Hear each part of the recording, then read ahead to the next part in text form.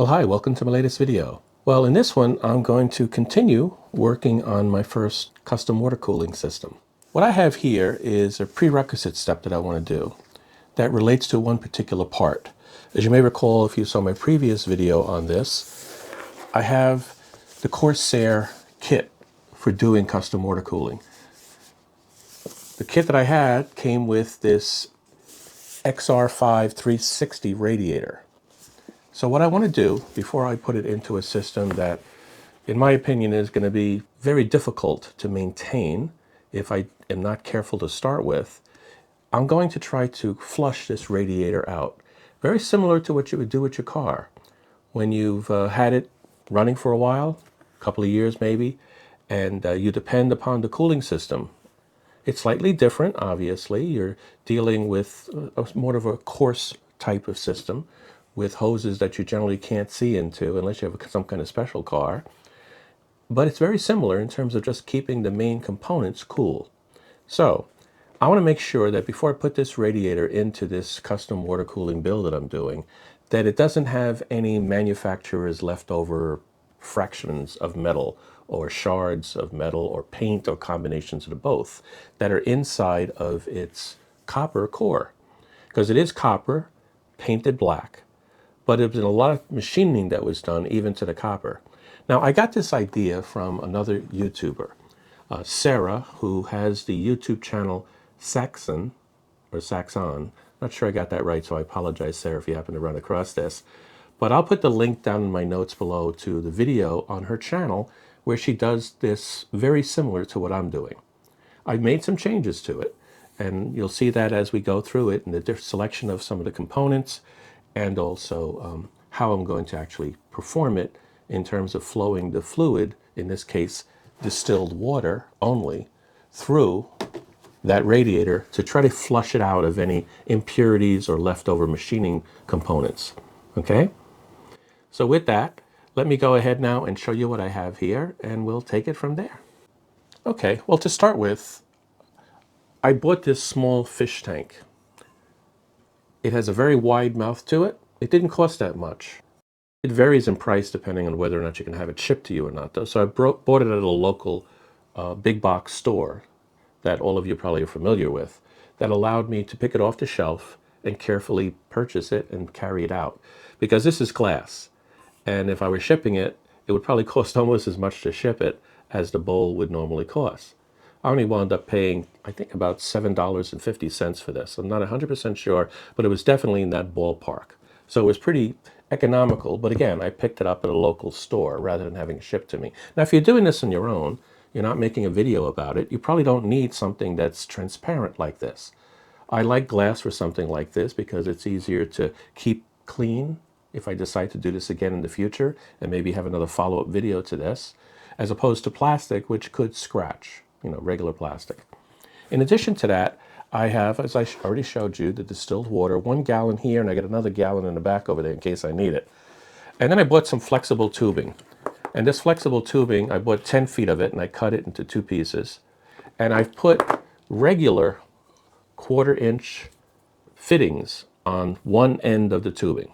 So in each case of the 2 pieces, I put a flexible fitting that can go into custom water cooling system. In particular, they'll fit on this radiator's intake and outtake ports. I may not have said it already, but why do we want to make sure that this is clear? If you ever looked at a pump that's on the CPU, or even the custom block for a GPU, there is some very fine little copper strips there that the water is passing through. Many, many of them, very small.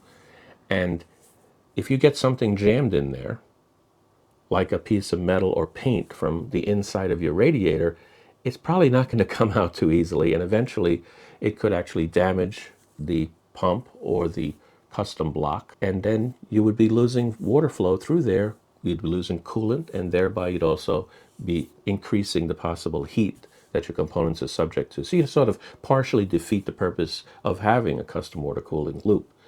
I want to make sure everything is crystal clear and clean before I actually depend upon it to keep my new high-end editing and creation PC. But before I build that, I want to make sure it's going to be something that'll last a long time and I won't have to worry about any damage caused by something that's in a relatively cheap radiator. Compared to the other parts that go into the custom water cooling system, the radiator itself is one of the lower cost major components. This is something that is not, it's more of a coarse type part as opposed to the other parts, such as the pump or the cooling components that go in on the GPU or onto the CPU, depending on the components that you use in your water cooling system. So that's what I did. I have these two here. Now what I have attached to one end, as I said, the fittings, right? These 1/4-inch fittings, standard for flexible tubing. And at the other end, I bought, again, as per what Sarah recommended, I followed her recommendation and got this thing for probably about $11 on Amazon. I'll put the link down below, along with links to all of this, actually. I'll put a link to a bowl that's similar to this, but this pump is not in that category. It's a standard little fish tank or water flow type pump, like for a garden. And it has with it a 10-foot power cord. The pump and the power connector to it go right in the water, so we don't have to worry about it. This particular one, which I liked, also has little suction cups on it that'll allow it to stick to the bottom of the glass bowl. Well, whether you use a bowl like this or you just have a really large jar, it probably wouldn't matter at all. It might matter in terms of how much water you have to use in order to fill it up to a level that makes sense. And then finally, I bought this, again, per Sarah's recommendation in her video. This is a coffee filter, but it's meant for like a cold brew coffee maker or something similar to that. It's metal and it's reusable. You have to clean it between uses, and so that is something I would definitely do. If I'm going to use it going forward to do something similar, I will clean it before trying to use it again for another radiator flushing. So let's go ahead now and set this up, and then we'll turn it on and we'll see what happens. Okay, I have the radiator removed from its packaging. Be very careful with your radiator when you're handling it. Try your best to keep your hands and pressure on the edges, top and bottom, and not where the fins are, because if you bend these, you're going to reduce the airflow through them, and thereby it'll reduce the overall efficiency of this unit for keeping fluid cool. So just keep that in mind, that you have to be careful handling this. The other thing I would recommend is that you make sure you clean all your components. I've already run clear water through these tubes, through a sink. I didn't use distilled water, just clear water for now, just because I wanted to get out any fragments. I didn't want to get out necessarily all of the dirt, because that's not as important. A lot of the actual dirt is going to flow right through the filter anyway. I also cleaned out the bowl so that the bowl itself is actually completely clear of any sort of particles that may be lying in there that could interact with or get jammed into your radiator, right? So with that in mind, I will start by putting in the pump. Now the pump, like I said, has these suction cups. So I would suggest you dampen the bottom of the bowl just slightly. So I put a little distilled water in here, very little, just to dampen it. Slush it around in there. Like I said, it is already clear and clean. And then I'll take the pump and I will put it down on the bottom and try to stick it into the bottom of the bowl. Okay? And there it is. The suction cups seem to have grabbed okay. Then I will take the filter. It fits perfectly in alongside with the hoses, so there's no need for me to actually do any sort of modification to this filter, unlike what Sarah had to do because of the opening that she had in her jar.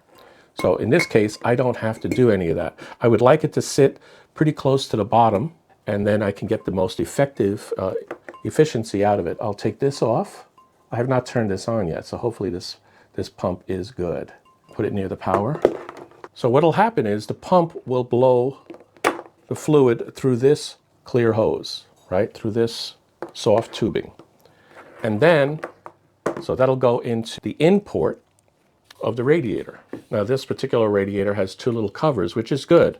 You want to make sure that you get these covers on your radiator and then take them out before trying to attach anything to it. So let me remove these little covers here. There they go, they unscrew. So I got both of the little plastic covers. They just try to keep more impurities from going in there. But like anything else, it could have gone in there before they put the covers on it. So I'll take this first tubing, soft tubing connector. Right now I have it completely on, so what I'll do is I will put it through here and screw it in place. Now what I can do, just to make sure, I'm going to remove this. It's easy enough to remove and put on. It'll make it easier for this. I'll leave the little cap though on the tubing, and I'll turn that into that, and I'll take the other one off as well. Just finger tight should be good enough. And on this one here, I'll do the same thing. I'll take the little cap off first. I already put them on to make sure that they fit. That's why I have them, but I'll put it on the side, and I'll put the other one here. I'm going to just pick a direction. One thing I'm going to do different than what Sarah did is I'm going to go in both directions, like I would do with my car if I was doing the same thing to a car radiator. You really want to run the fluid both ways. I'm trying to put it in the wrong way, that's not good. Just put them finger tight, and then you put the hose on one end, and you push it all the way down. You got to make sure that you push it down as far, and make sure you have a nice clean cut on the tubing. And by doing that, you'll make sure that it'll go as flush as possible, and then you put the cap up, and you just tighten it. And that should be good enough. We'll find out once the water's flowing, right? And then I'll do the same thing with this one. I'll push it into the other port, push it all the way down, as flush as possible, and then I'll bring this up and I'll tighten it. Now how this is going to work is the water is going to be pushed through the one tube, through the radiator, and then out the other hole through this tube. And when it comes out of this tube, the open end, it'll be going into the filter. So it'll be going back into the reservoir, which is the bowl, but through the filter. So I can be able to catch and see if I caught any impurities or not. One thing that is possible is that different quality of radiators will have more or less impurities in them. Now, I've never done this before with a Corsair one, so we'll see what it is. We'll see if there's anything in it or not. So now I've got the filter in place, I've got the pump in place, I got the tubes all connected, right? I'll save these caps for later because I'm going to reuse them. And now I can start filling up the water inside this bowl, right? Now there's going to immediately be suction, so I want to go at least halfway up the line here. Probably a little bit more if I can. I don't want to go over the top of the filter, of course. And I do have to make sure that the filter doesn't start falling over as this is happening.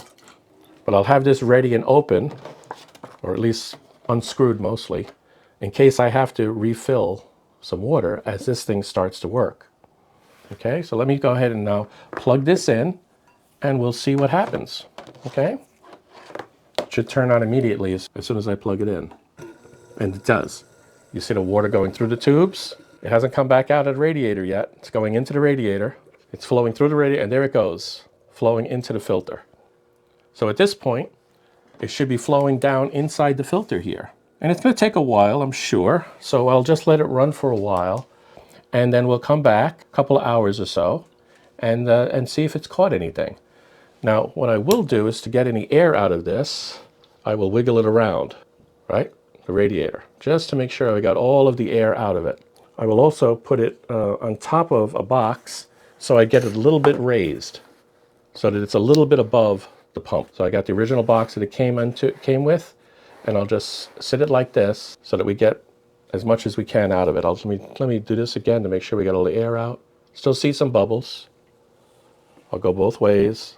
And what I'll do is I'll put some tape over the edge of this to hold the hose down in to the filter. I'll just go right over the edge just a little bit, not too much, just to make sure it doesn't pop out again like it did on me a moment ago. And then we'll see how that progresses as we go. And then I'll be able to check the filter at the end to see if there's any impurities that it has caught. Okay, it's been a few hours now, and I think it's time to reverse the direction of the pump. So I'm going to unplug it, and then we will disconnect it, hopefully without spilling too much.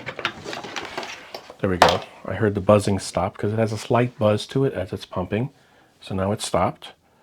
And I need to go ahead and try to reverse these two plugs. So what I'll do is I'll hold it up high this way, and I'll see if I can hold it over this as I disconnect one of these hoses.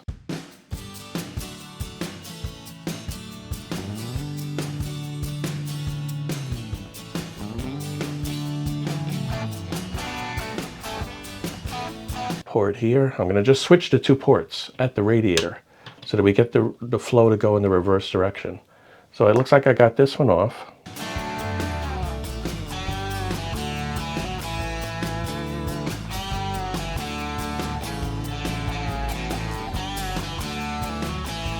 And I think at this point I can start it again.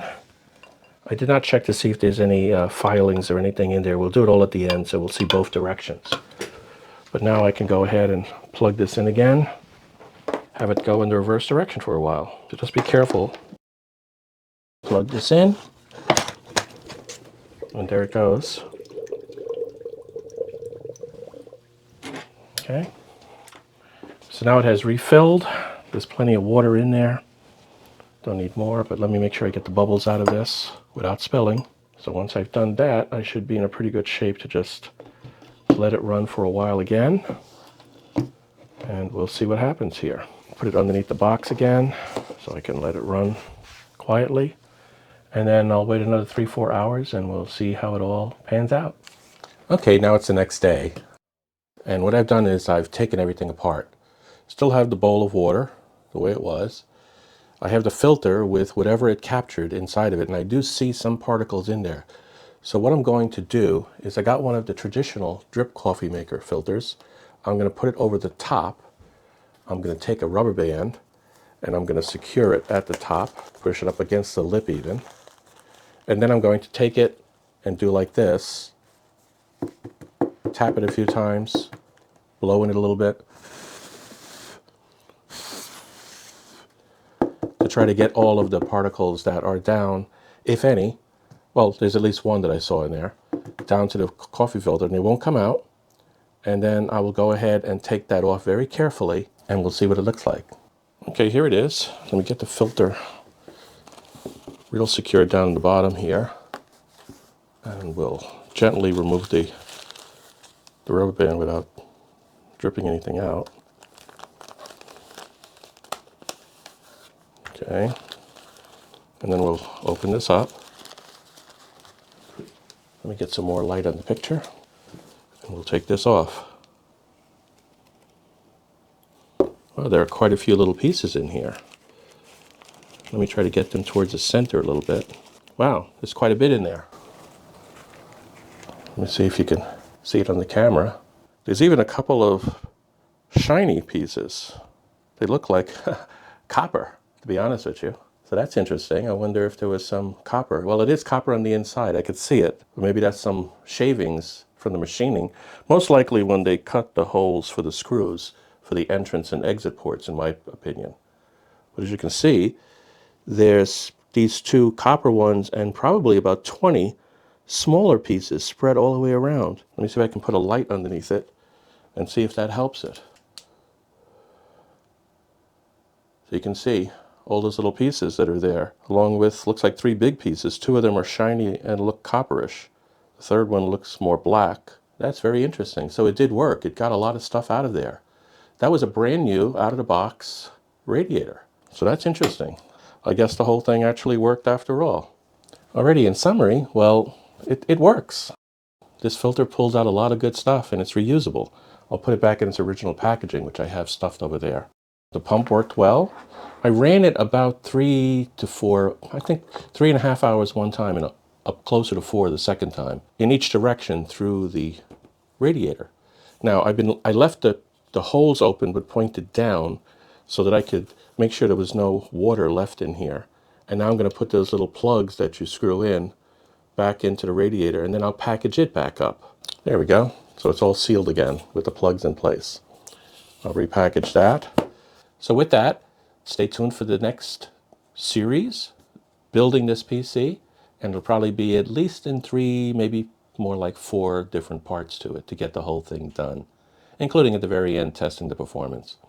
So I do thank you for watching and take care.